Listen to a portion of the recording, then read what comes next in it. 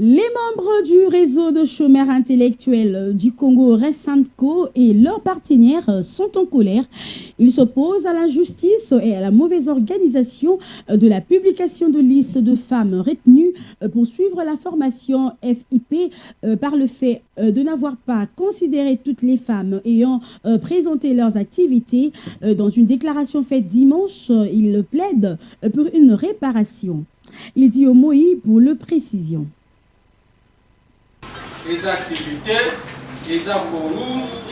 C'est une injustice qui saute aux yeux et cela ne sera cautionné par le réseau de chômeurs intellectuels du Congo pour qui cette mauvaise gestion de listes de femmes entrepreneurs pour les projets Transform par la chef d'antenne de Kinshasa ne passe pas. Nous, membres du réseau des chômeurs intellectuels du Congo, Resenco en cycle, en général et en particulier les femmes entrepreneurs, ensemble avec les associations alliées.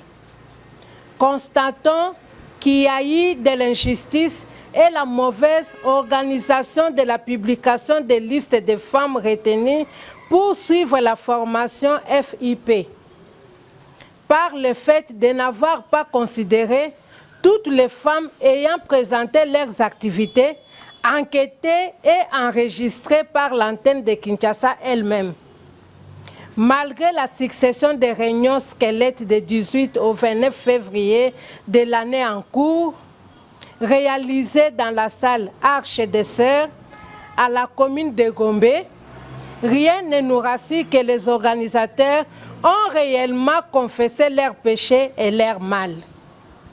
Les femmes entrepreneurs de Resenco, avec celles des associations alliées que nous sommes, rappelons que l'édit projet est un programme personnel du chef de l'État, son Excellence Félix-Antoine Tshisekedi Tshilombo, qui a dit, nous citons, « Je ferai des Congolais et Congolaises des millionnaires ». Pour eux, une intervention urgente du chef de l'État et du ministre de l'Industrie est plus que nécessaire. Nous demandons au président de la République son implication directe et son regard attentionné pour la bonne marche de son propre projet et sa propre initiative. À son Excellence, Monsieur le ministre de l'Industrie, Développement des petites et des moyennes entreprises, des petites et moyennes industries, ainsi qu'aux autorités de la Banque mondiale et les autres partenaires financiers, de nous favoriser en augmentant l'enveloppe du coût du projet. De tout ce qui précède, nous sollicitons auprès des autorités gestionnaires du projet Transform de la ville de Kinshasa le respect de l'article 58 de la Constitution de notre pays, la République démocratique du Congo, au plus tard le 7 mars 2025. Faute de quoi, nous allons assaisir leur bureau pour dénoncer cette tentative de fraude par la fabrication de noms fictifs au but de tout obtenir.